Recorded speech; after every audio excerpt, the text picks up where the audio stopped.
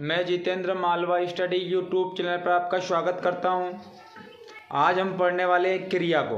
तो क्रिया को हम बहुत ही बेहतर ढंग से पढ़ेंगे, जिस प्रकार से हमने पिछले लेक्चरों को भी बहुत ही डीपली और बहुत ही बेसिक से पढ़ा था। आज हम क्रिया को भी उतने ही अच्छे से पढ़ने वाले हैं। तो आज हम पढ़ने वाले हैं क्रिया को।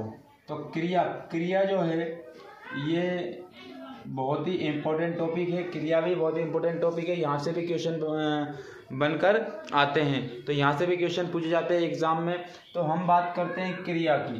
तो हम अगर क्रिया की मैं बात करता हूँ तो क्रिया होती क्या है? तो किसी भी कार्य को पूरा करने के लिए क्रिया का शब्द यूज होता है, उसी को हम क्रिया कहते हैं। जैसे कि अगर मैं बात करता हूँ कि अगर मुझे कुछ पानी को पीना है तो मैं बोलूँगा पानी पीना है। तो पीना क्या हो गई?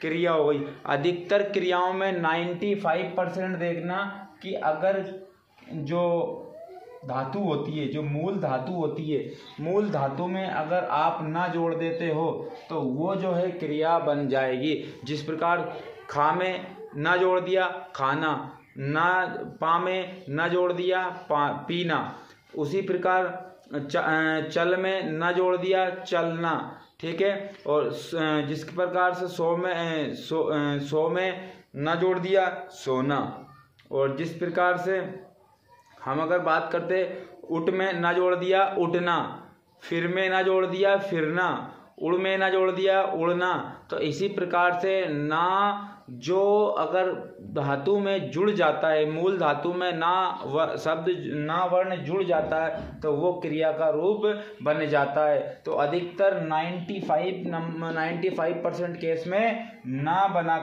लगा करके आप क्या बना सकते हो?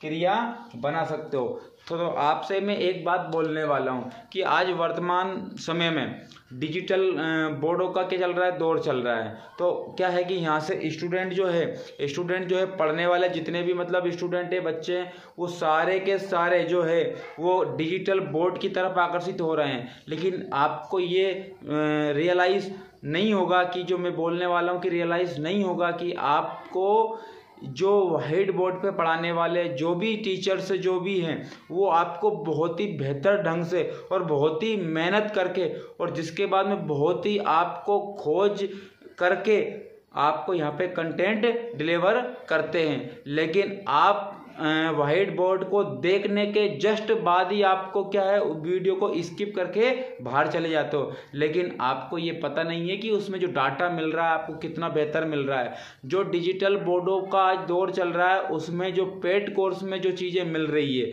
आप पैसे देने के बाद जो चीज़ें मिल रही है वही चीज़ें आपको यहाँ व्हाइट बोर्ड पे मिल रही है।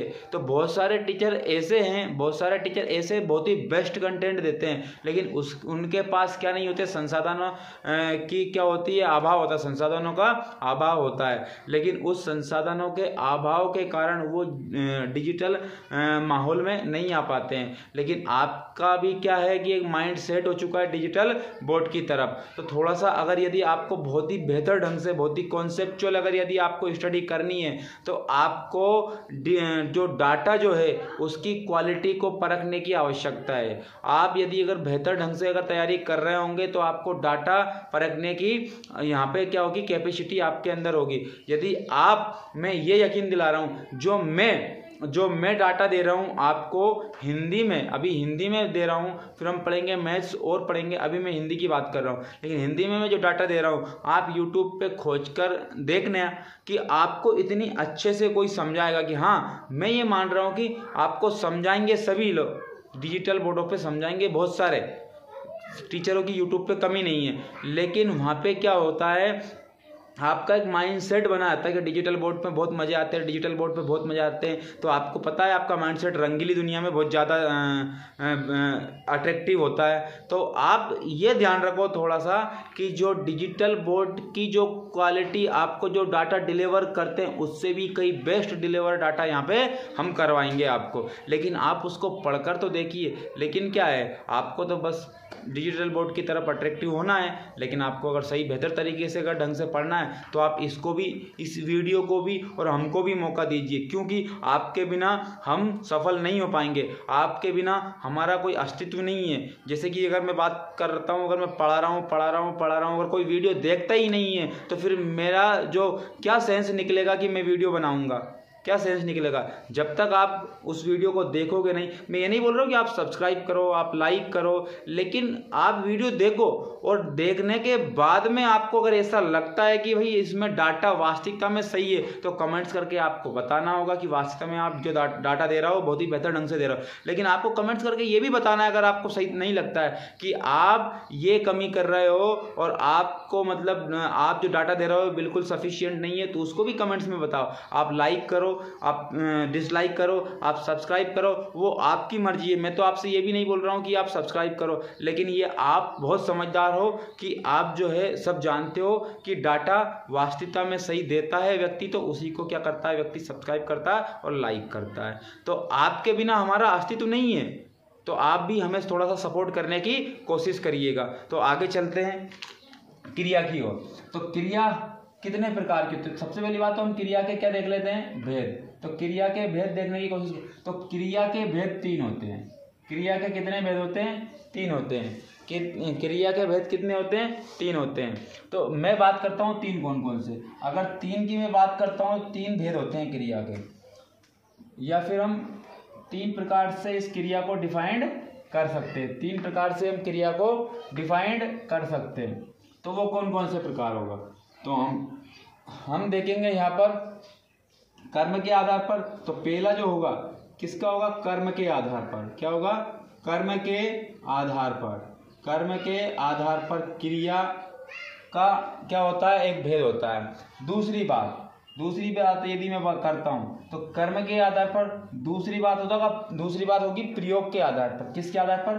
प्रयोग के आधार पर। तो दूसरा यहाँ पे भेद होगा प्रयोग के आधार पर। किसके आधार पर? प्रयोग के आधार पर। प्रयोग के आधार पर। और अगला अगर मैं बात करता हूँ यहाँ पे प्रयोग के आधार पर, यानी काल के आधार पर, काल समय के आधार पर, काल समय के आधार पर। तो ये 3 क्रिया के भेद होते हैं। 3 क्रिया के भेद होते हैं। कौन कौन से होते हैं क्रिया के भेद? कर्म के आधार पर, प्रयोग के आधार पर, काल समय के आधार पर। काल समय के आधार पर। तो कर्म के आधार पर क्रिया के कितने भेद होते हैं? कर्म के आधार पर क्रिया के 2 भेद होते हैं। कर्म के आधार पर क्रिया के 2 भेद होते हैं। वो भी 2 भेद कौन कौन से होते हैं? कर्म के आधार पर क्रिया के 2 भेद होते हैं। पहला होता है अकर्मक क्रिया। अकर्मक क्रिया। दूसरा होता है शकर्मक क्रिया। दूसरा होता है शकर्मक क्रिया। तो ये जो 2 भेद होते हैं किसके आधार पर? ये किसके आधार पर होते हैं? ये होते हैं कर्म के आधार पर। तो कर्म के आधार पर क्रिया के कितने भेद होते हैं? 2 भेद होते हैं। तो 2 भेद कौन कौन से होते हैं? अकर्मक क्रिया, सकर्मक क्रिया। यानी कि अकर्मक यानी कर्म के साथ नहीं होना और सकर्मक कर्म के साथ होना।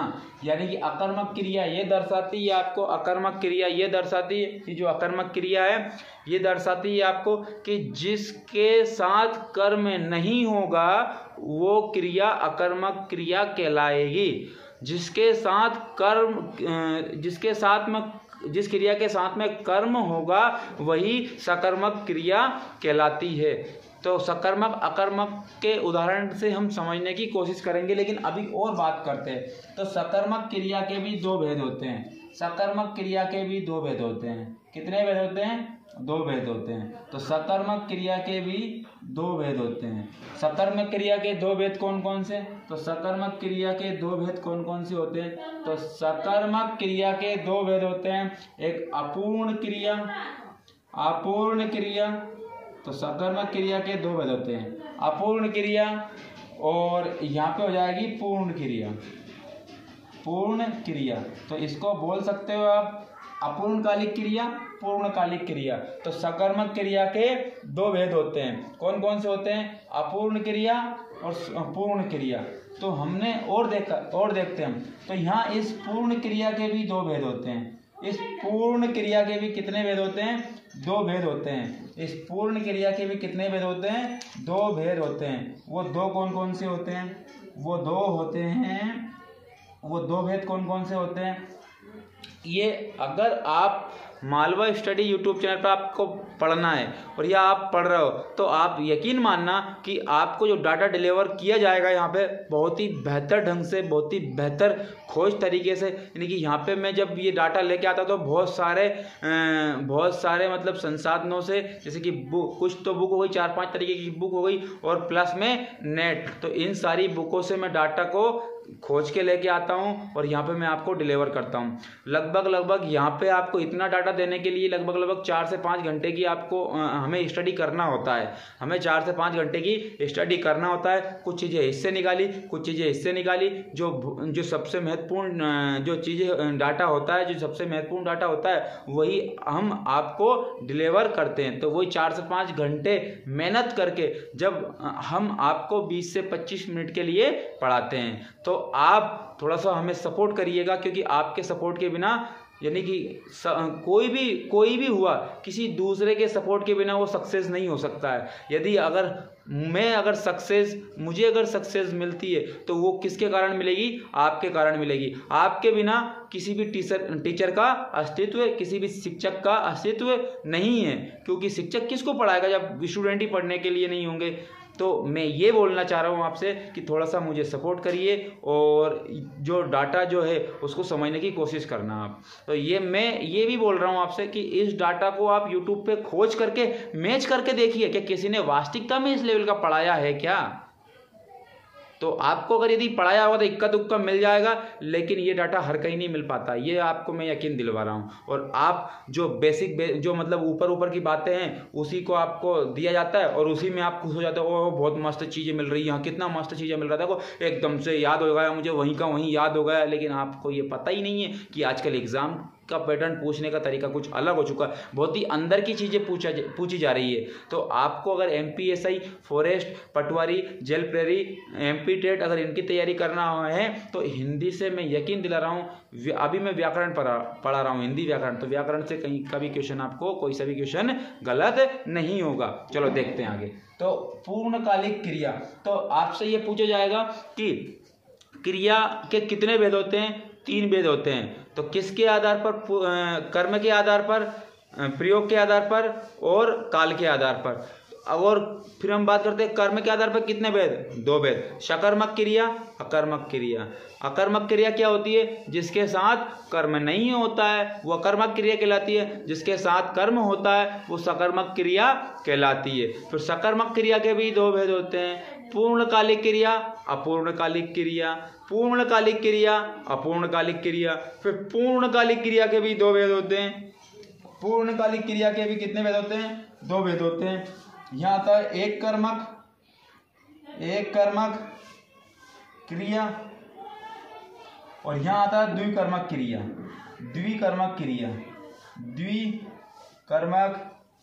क्रिया। तो ये जो 2 भेद होते हैं वो पूर्णकालिक क्रिया के होते हैं, जिसमें एक कर्म होता है वो एक कर्मक क्रिया, जिसमें 2 कर्म होते हैं वो 2 कर्मक क्रिया द्विकर्मक क्रिया कहलाती है। अगर मैं बात करता हूँ प्रयोग के आधार पर, तो थोड़ा सा इसको मैं इधर लिख रहा हूँ क्योंकि मुझे इसको भी अभी आपको बताना है। तो यहाँ पे मैं इसको इधर लिख रहा हूँ। तो यहाँ पे क्या होगी? एक कर्मक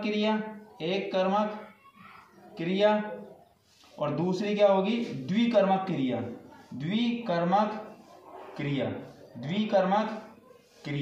ये आपकी 2 पूर्णकालिक क्रिया के भेद होते हैं। अब हम देखेंगे प्रयोग के आधार पर। तो मैं बात करता हूँ यहाँ पे कर्म के आधार पर क्रिया के 2 भेद होते हैं और प्रयोग के आधार पर क्रिया को डिफाइन नहीं किया है। बहुत सारी जगह 8 भेद होते हैं, बहुत सारी जगह 10 भेद होते हैं। तो क्रिया के जो प्रयोग के आधार पर डिफाइन नहीं किया है कि कितने भेद होते हैं। मैं बोल रहा हूँ फिर भी कभी कभी कोई सी बुक में 8 भेद दिए जाते हैं, कभी कभी कोई सी बुक के 7 भेद दिए जाते हैं, कभी कभी कोई सी बुक में 10 भेद दिए जाते हैं।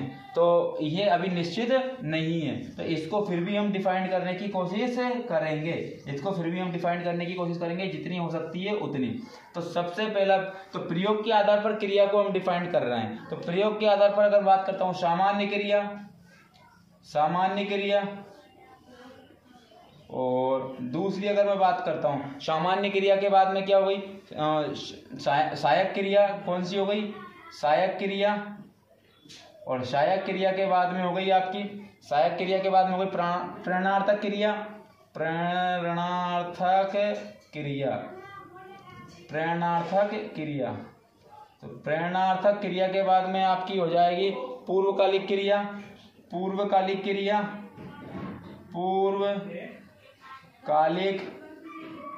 पूर्वकालिक क्रिया।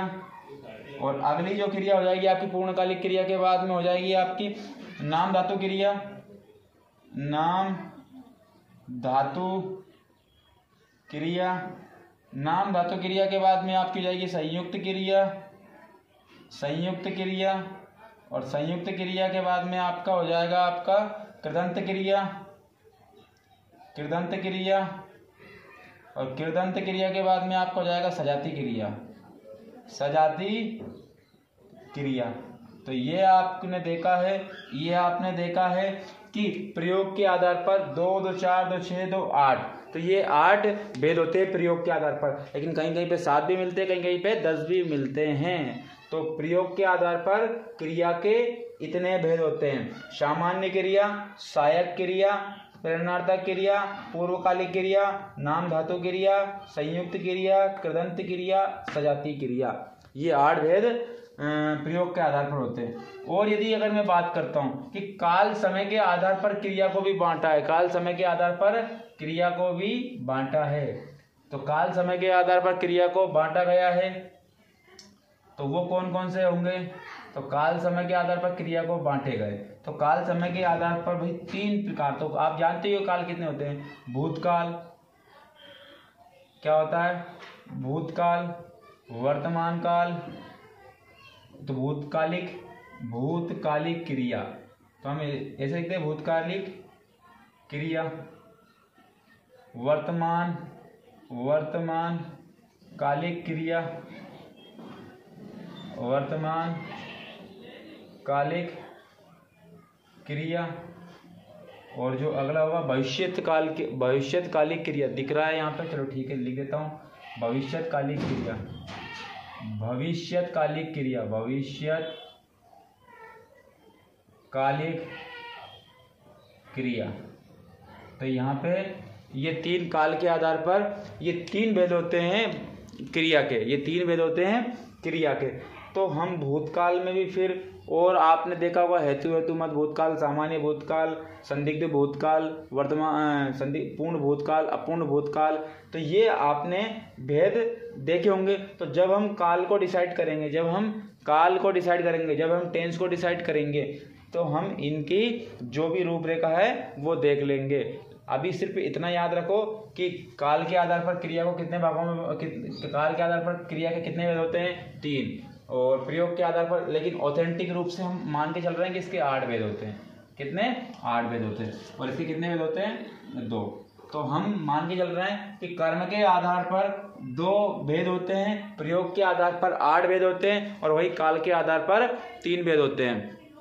फिर आप बताना कि क्रिया के कितने भेद होते हैं, 3 भेद होते हैं। क्रिया के कितने भेद होते हैं, 3 भेद होते हैं। पहला कौन सा, कर्म के आधार पर, दूसरा कौन सा प्रयोग के आधार पर, तीसरा कौन सा काल के आधार पर। तो ये 3 हो गए। फिर डबल से रिपीट करना, आप मेरे साथ साथ अनुकरण करिएगा, आप यहीं का यहीं कंप्लीट आपका हो जाएगा। कर्म के आधार पर, प्रयोग के आधार पर और काल के आधार पर। तो हमने देखा कर्म के आधार पर क्रिया के कितने भेद होते हैं, 2 भेद होते हैं। कौन से, सकर्मक अकर्मक क्रिया, सकर्मक क्रिया, अकर्मक क्रिया, सकर्मक क्रिया, अकर्मक क्रिया, सकर्मक क्रिया। तो फिर हमने देखा था अकर्मक क्या होता है, जो कर्म साथ ना हो, जिस क्रिया के साथ कर्म ना हो उसी को हम अकर्मक क्रिया कहते हैं। सकर्मक क्रिया क्या होती है, जिसके साथ कर्म हो वो सकर्मक क्रिया कहलाती है। सकर्मक क्रिया के कितने भेद होते हैं, 2 भेद होते हैं। सकर्मक क्रिया के कितने भेद होते हैं, 2 भेद होते हैं। अपूर्णकालिक क्रिया, पूर्णकालिक क्रिया, अपूर्णकालिक क्रिया, पूर्णकालिक क्रिया। फिर उसके बाद में पूर्णकालिक क्रिया के भी कितने भेद होते हैं, 2 भेद होते हैं।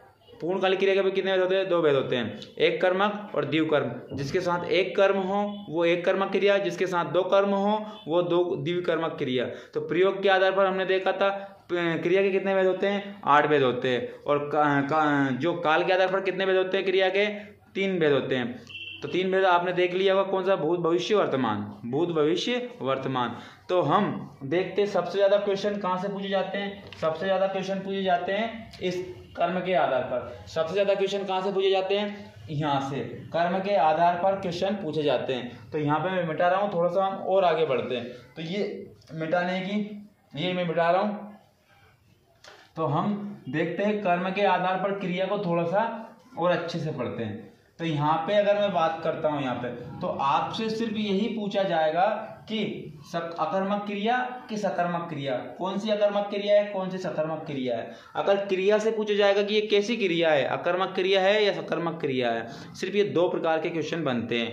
लेकिन अगर आपसे भेद, और यहाँ से अगर इससे ज़्यादा अगर पूछने की कोशिश करेगा वो एग्जामिनर, तो आपसे पूछेगा कि इसके भेद कितने, इसके भेद कितने हैं। तो सिर्फ और हम यहाँ पे कौन सी बात कर रहे हैं? अकर्मक क्रिया और सकर्मक क्रिया की बात करेंगे। अकर्मक क्रिया और सकर्मक क्रिया की हम यहाँ पर बात करेंगे। तो यहाँ पे बात कर लेते हैं अकर्मक क्रिया की। सबसे पहली बात हम बात करते हैं अकर्मक क्रिया की। तो अकर्मक क्रिया क्या होती है? अकर्मक क्रिया क्या होती है? तो अकर्मक क्रिया वह होती है, कर्मक क्रिया वह होती है, अकर्मक क्रिया वह होती है जिसमें कर्म साथ ना हो, जिसमें कर्म साथ ना हो। जैसे कि उदाहरण के तौर पर आपको मैं और थोड़ा सा अच्छे से, चलो ठीक है, थोड़ा सा एक दो एग्जाम्पल के बाद बताऊंगा। जैसे कि पक्षी आकाश में उड़ रहे हैं, आकाश में उड़ रहे हैं। दूसरा, राम यहाँ पे बोल सकते हैं, यहाँ पे राम जा रहा है, राम जा रहा है। तो राम जा रहा है, तो आप देख सकते हो यहाँ पे। अब आगे बात करते, थोड़ा सा हम यही बात करते हैं थोड़ी सी। पक्षी आकाश में उड़ रहे हैं, तो यहाँ पे जो उड़ रहे हैं, ये क्या है? क्रिया है। यहाँ राम जा रहा है, तो जा क्या है? यहाँ पे क्रिया है। जा क्या है? यहाँ पे क्रिया है। यहाँ पे उड़ क्रिया है, यहाँ पे जा क्रिया है। यदि आपको पता करना है कि अकर्मक क्रिया का कैसे पता करें और सकर्मक क्रिया का कैसे पता करें, कि अकर्मक क्रिया कैसे पता करें, सकर्मक क्रिया कैसे पता करें, तो मैं बात ये बोल रहा हूँ आपसे कि क्रिया से आपको 3 शब्द पूछना है। क्रिया से आपको 3 शब्द पूछना है। इस क्रिया से ये पूछना कि क्रिया से क्या पूछोगे, कि क्रिया से क्या पूछोगे? क्या। क्रिया से क्या करोगे क्वेश्चन में? क्या। और अगला क्वेश्चन क्या करोगे?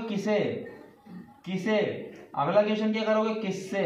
तो ये जो 3 प्रश्न आपको क्रिया से करना है। तो क्या, किसे, किससे, किससे। तो ये 3 क्वेश्चन आपको यहाँ पे किससे करना है? क्रिया से करना है। यदि 3 क्वेश्चन क्रिया से करने पर आपका जवाब मिल जाता है, तो वो होगी सकर्मक क्रिया। यदि आपका इन 3 शब्दों से आपने क्रिया से क्वेश्चन किया और आपको क्रिया से क्वेश्चन करने के बाद आपका जवाब नहीं मिलता है, वो होगी अकर्मक क्रिया। तो आप इतने बेहतर ढंग से समझ चुके होंगे कि अकर्मक क्रिया क्या होती है, अकर्मक क्रिया क्या होती है। ये क्या, किसे, किससे, ये 3 प्रश्न आपको क्रिया से करना होगा। अगर क्रिया से करने के बाद में आपको आपका आंसर मिल जाता है, तो वो सकर्मक क्रिया कहलाती है। वो कौन सी क्रिया कहलाती है? सकर्मक क्रिया कहलाती है। और नहीं मिलता है तो वो कौन सी क्रिया कहलाती है? अकर्मक क्रिया। जिस प्रकार से पक्षी आकाश में उड़ रहे हैं, तो उड़ना क्या हो गई? क्रिया हो गई। हमने ये बोला कि सकर्मक है कि अकर्मक क्रिया है। चलो ठीक है, देख लेते हैं, क्रिया से क्वेश्चन करते हैं। क्या उड़ रहा है? नहीं पता। क्या उड़ रहा है? नहीं पता। किसे उड़ रहा है, नहीं मिला। किससे उड़ रहा है, नहीं मिला। तो ये जो क्रिया होगी वो कौन सी क्रिया होगी, आकर्मक क्रिया होगी, आकर्मक क्रिया होगी। राम जा रहा है, राम जा रहा है, ये जा क्या है यहाँ पे, क्रिया हो गई। जा क्या है यहाँ पे, क्रिया हो गई। और आपसे मैं बात करता हूँ, इस क्रिया से हम क्वेश्चन करेंगे। क्या जा रहा है, नहीं मिला हमारा आंसर। किसे जा रहा है, नहीं मिला हमारा। किससे जा रहा है, नहीं मिला हमारा आंसर। तो ये भी कैसी क्रिया हो गई, आकर्मक क्रिया हो गई। तो आपको बहुत अच्छे से समझ में आ गया होगा।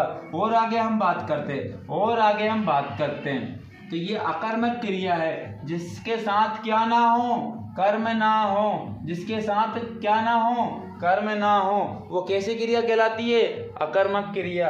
और अगर मैं अगली बात करता हूँ सकर्मक क्रिया की, सकर्मक क्रिया की, सकर्मक क्रिया, सकर्मक क्रिया।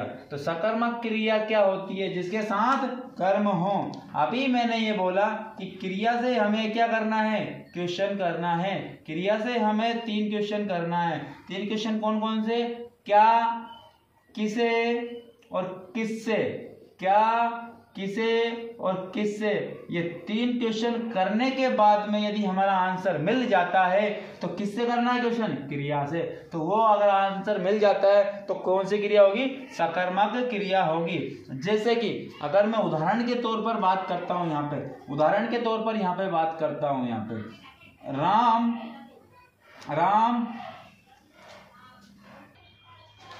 तो यहाँ पे क्रिया से हमें 3 क्वेश्चन करना है, क्या, किसे, किससे। तो मैं एक शब्द लिख रहा था, एक वाक्य लिख रहा था, राम दूध पीता है, राम दूध पीता है, दूध पीता है। तो आप मुझे बताओ यहाँ पे क्रिया क्या है, पीता।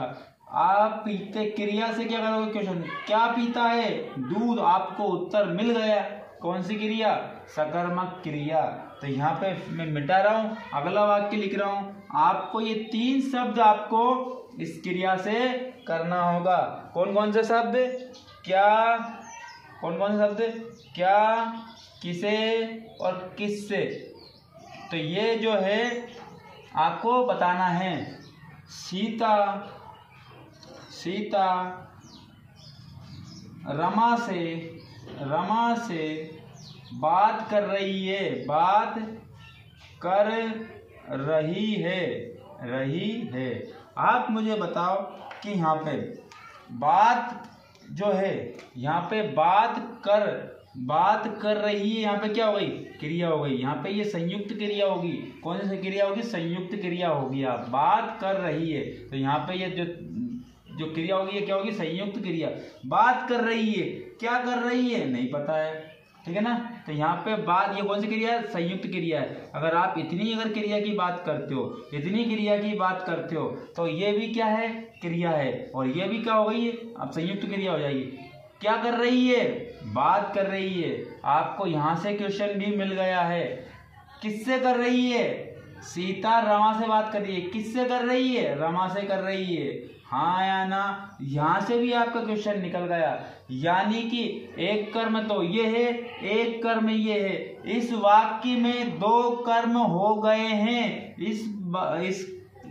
इसके कारण ये कौन सी क्रिया है, द्विकर्मक क्रिया है। कैसी क्रिया है, द्विकर्मक क्रिया है।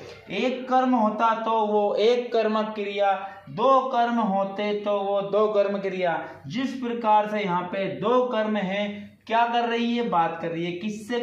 किससे कर रही है, रमा से कर रही है। तो रमा भी कर्म है, बात भी कर्म है। क्योंकि क्रिया से ये अगर क्वेश्चन पूछने पर हमें जवाब मिल जाता है तो वो क्या होता है, कर्म कहलाता है। एक कर्म ये, एक कर्म ये, 2 कर्म, इसलिए द्विकर्मक क्रिया। एक कर्म होता तो एक कर्मक क्रिया। तो ये आपको बहुत ही बेहतर ढंग से समझ में आ गया होगा। तो आपको ये क्रिया का जो एपिसोड, महा एपिसोड था, वो खत्म हो चुका है। ठीक है, अगली बात हम करेंगे विशेषण पे बात। किस पे, विशेषण। क्रिया की विशेषता बताने वाले शब्दों को विशेषण कहते हैं। विशेषण की भी विशेषता बताने वाले शब्दों को क्या कहेंगे, वो हम कल देखेंगे। तो मैं आपसे यहाँ पे पूछ रहा हूँ, जो हमने पिछली वीडियो में समास की वीडियो देखी होगी, आपने भी समास की वीडियो में देखी होगी, तो समास से कुछ क्वेश्चन कर रहा हूं मैं। तो आप कमेंट्स बॉक्स में कमेंट्स बॉक्स में आप इसका आंसर जरूर के देना। तो पूर्णांक में कौन सा समास है? पूर्णांक में कौन सा समास है? कौन सा समास है? कौन सा समास है? दूसरी बात, लाट साहब में कौन सा समास है? लाट साहब में कौन सा समास है? लाट साहब में कौन सा समास है? कौन सा समास है? और अगर आगे मैं बात करता हूं दीर्घ बाहु में कौन सा समास है? दीर्घ बाहु में कौन सा समास है? दीर्घ बाहु में कौन सा समास है? कौन सा समास है? कौन सा समास है? और अगर मैं बात करता हूं यहाँ पे कि यहाँ पे राज ऋषि में कौन सा समास है? राज ऋषि में कौन सा समास है? राज ऋषि में कौन सा समास है? राज ऋषि में कौन सा समास है? कौन सा समास है? तो आपको ये क्वेश्चन आपको कमेंट्स बॉक्स में बताना है।